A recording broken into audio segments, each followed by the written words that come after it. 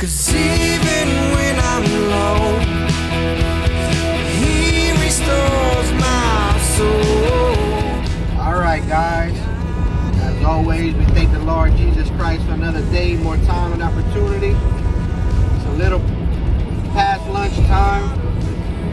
We're headed to a call for a compressor lockout. Compressor lockout. When we get there, we'll see what it's locked out on, whether that be high pressure, oil failure, low pressure, whatever it may be. We're gonna take it step by step, go through the motions, and see if we can't get something happening here. I'll see you in a minute. What weapon formed can prevail? My God cannot be overwhelmed. If He is for me, who can stand against? My God, yeah, my defender. What weapon formed will prevail? My God can't be overwhelmed. All right, guys, we're in the rack house now. We have Carlisle compressors. 1, 2, 3, 4, 5, 6. All right, the call is for a lockout on compressor 6. But before I go along and start pushing pressure controls, I would like to find out what it's off on. The first thing I like to do is check my contactor, make sure it's not pitted, make sure the coil's fine. So let's get to it.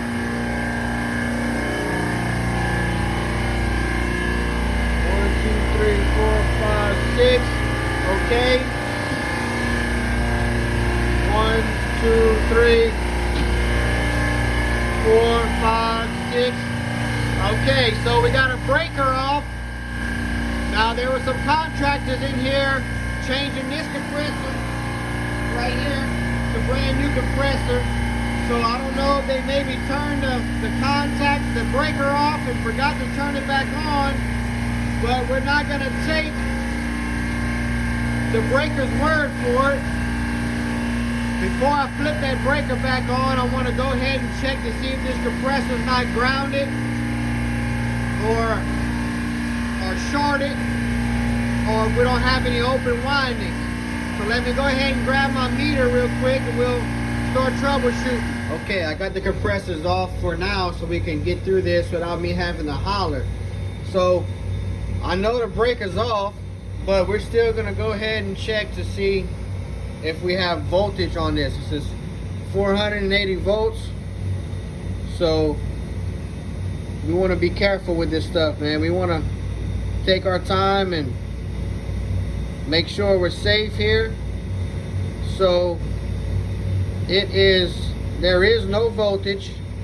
I'm gonna go ahead and put the phone down and I'm gonna check it to ground. Give me 1 second here. Okay, we verified that this was not that the voltage was actually off. We went across all legs and I verified from each leg to ground to make sure that this was indeed 100% dead. Okay, so what I want to do is determine, why is this off? Was it turned off or did it trip? It's very hard to tell with these particular breakers, because when they fail in the off position. So the first things first, we're gonna set our meter to ohms. Boom. We're gonna check for shorts to ground, continuity to ground on each leg. Here we go. We find us a good ground right there. Leg 1, nothing, no chirp, wonderful. Leg 2, no chirp, wonderful. 3, no chirp, no ohms to ground. That's fantastic. If there would be an ohm to ground, that would tell me that this compressor is either internally shorted somewhere, or we have a short, a break in a wire that's skint somewhere, something in the conduit on our high voltage that's going to ground. Doesn't necessarily mean that the compressor would be condemned. It would mean that we would have to further troubleshoot to find, we'd have to verify that there wasn't any nicks in the wire or anything shorted to ground. Now, with that being said, what I want to check now is leg to leg, L1 to L2.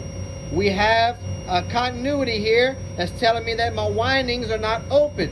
Let's go L1 to L3. Okay, great. L2 to L3.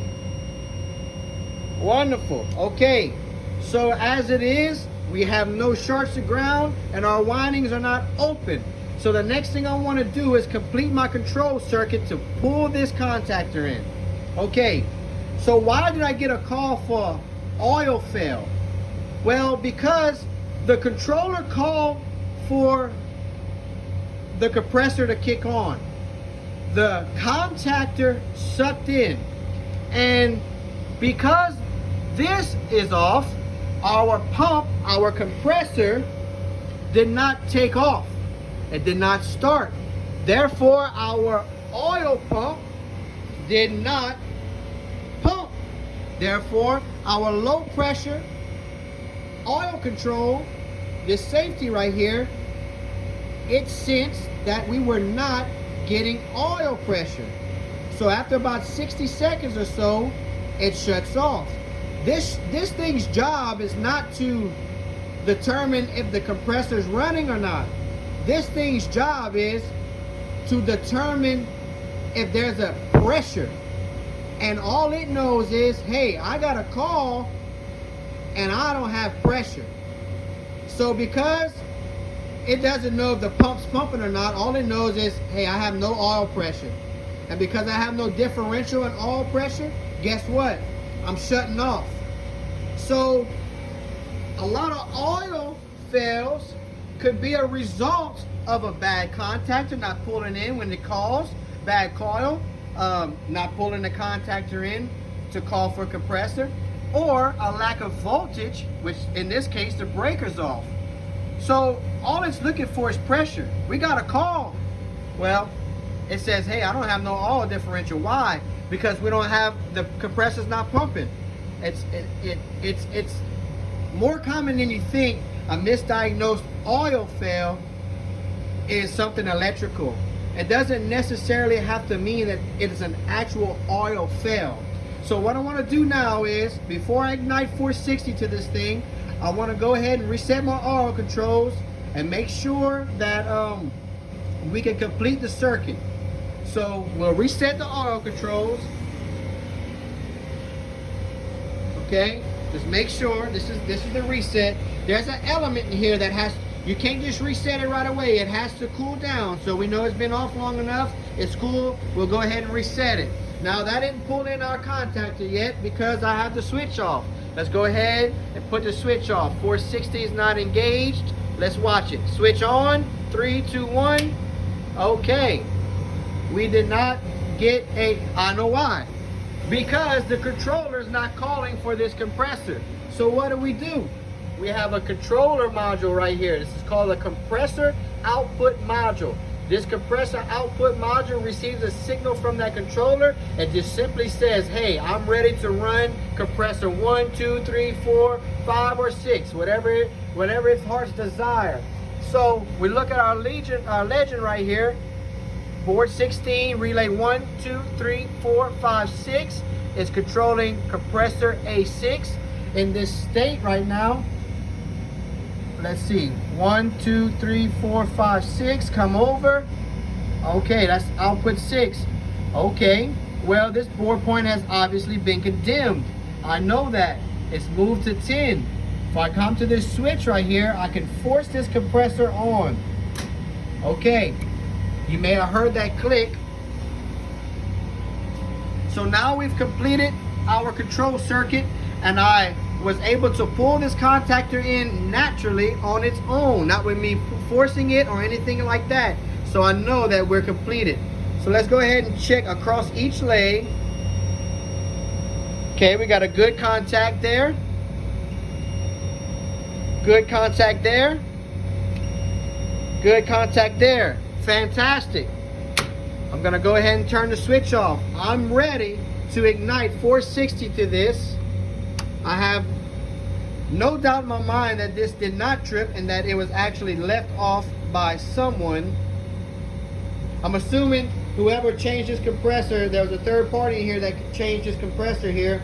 So they may have turned it off and forgot to turn it back on.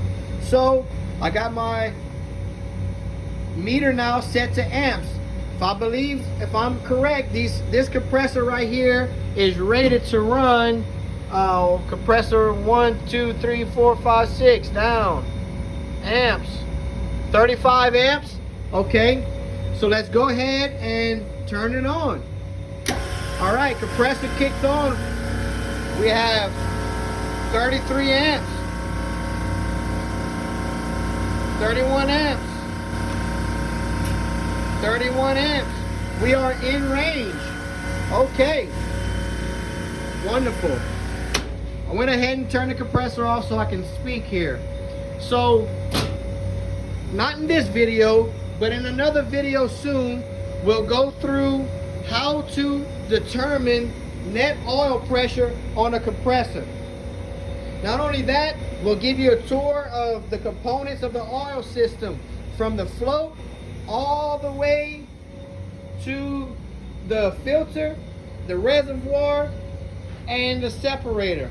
We'll run through it. We'll do a quick tour of it, and we'll kind of explain the oil system on the rack.